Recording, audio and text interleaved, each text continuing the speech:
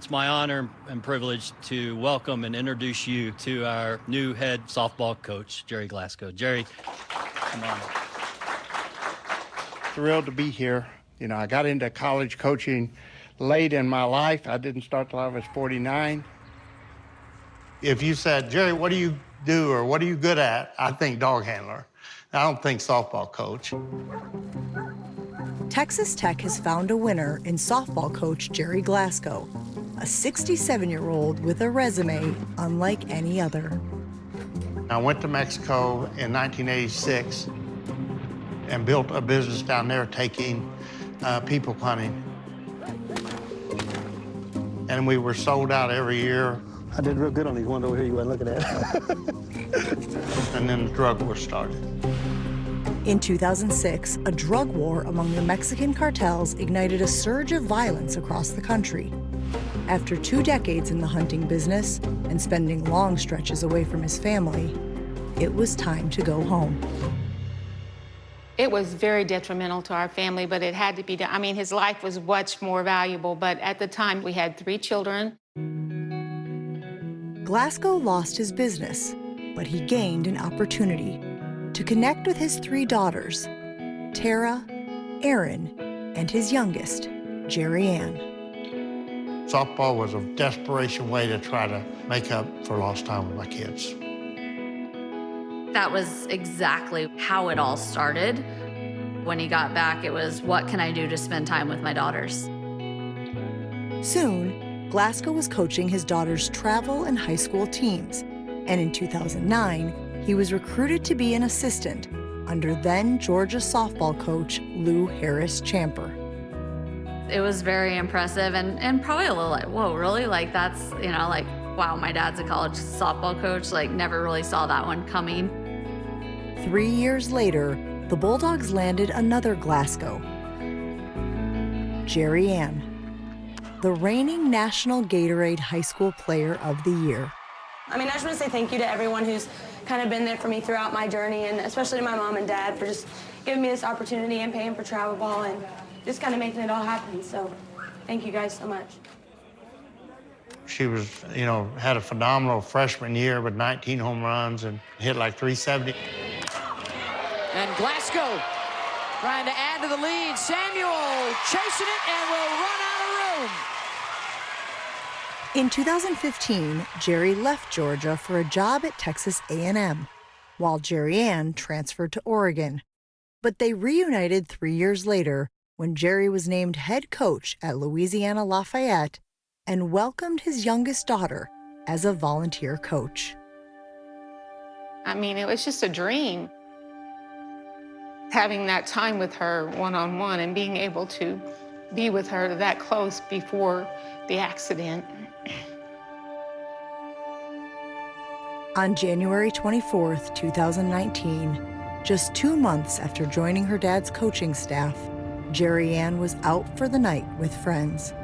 She texted her mom, Vicki, that she would be home soon. You know, like a mom does, I was looking out the window waiting for her to drive up.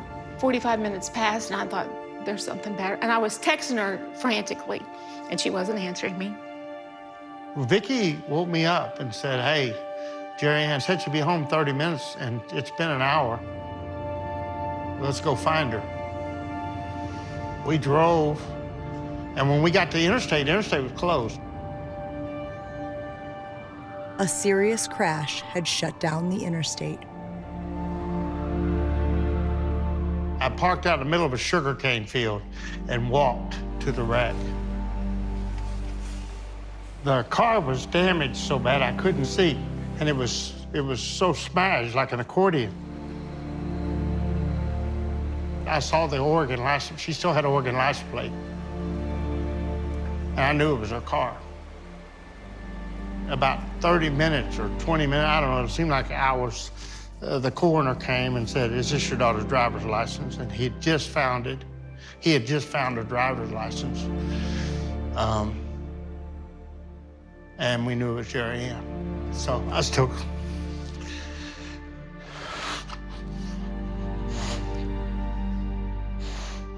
Gerry Ann was caught in the middle of a 5-car pileup after a semi-truck failed to slow down in a construction zone. The 24-year-old was pronounced dead at the scene. You can't just quit. You've got other daughters, you've got other people that you are responsible for, but it's hard.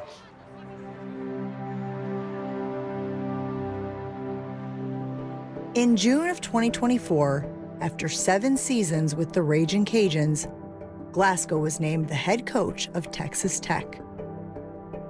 Our goal is to get into the NCAA tournament just as quickly as we can.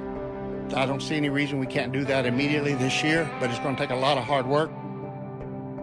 To do so, Glasco turned to the person who got him into the sport, hiring Eastern Illinois head coach Tara Archibald, his oldest daughter. That's always something that he and I had kind of talked about, like, let's do this together. And then when Tech presented the opportunity, you just knew that's where we were supposed to be. Together, the two made an immediate splash, signing the then reigning player of the year, Nigeri Kennedy. He thought he could win a national championship here, and I feel like he recruited that way. I just feel like we could do something really special here. He's the head coach at Texas Tech, but at his heart, he's a softball dad. That's why he started to get involved in the sport. On the field, Glasco led the Red Raiders to their best season ever. They've had a marvelous season, and now they're Big 12 champions. Reaching their first College World Series finals and pushing Texas to a winner-take-all Game 3. Ground ball, backhanded by Good, over to first. Texas is finally bringing the championship home to Austin. To go through the World Series and then get a play in the final series and to go 3 games is the experience that I needed as a head coach, and I'm thrilled I got.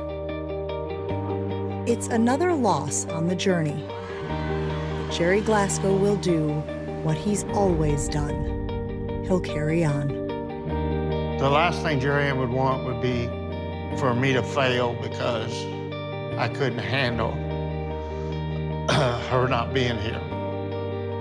You always owe it to somebody else to keep going. You can't just quit. And last October, Glasco signed an extension to remain the head coach at Texas Tech through the 2030 season. You know, the Red Raiders